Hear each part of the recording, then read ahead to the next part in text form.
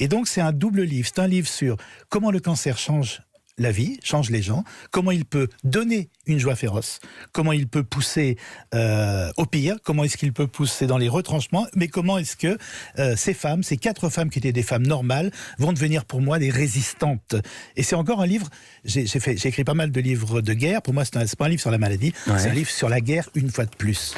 Autre tour de force, vous racontez à la première personne et vous dites mais vous êtes une fille, Sœur Chalandon. Alors je suis une fille d'abord parce qu'il n'y a pas beaucoup de filles dans mes romans précédents, on me l'a pas reproché mais on me l'a fait remarquer.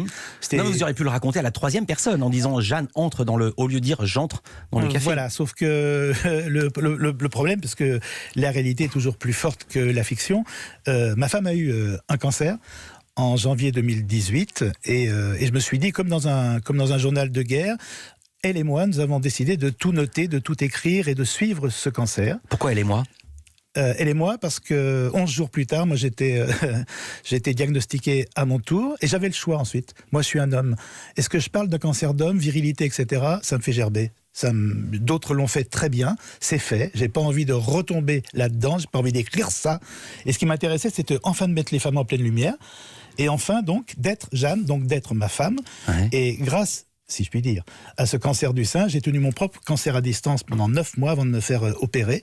Donc toute l'écriture du cancer de Jeanne, toute l'écriture du combat de Jeanne, toute l'écriture de ce qui va se passer avec Jeanne et les copines, c'est-à-dire l'attaque d'une bijouterie de la place Vendôme, m'a permis, moi, de ne pas être malade, en tout cas dans ma tête. Et je me suis réveillé le 18 septembre 2018 en me disant « Ah, au fait, moi aussi j'ai un cancer, il serait peut-être temps que je m'en occupe ».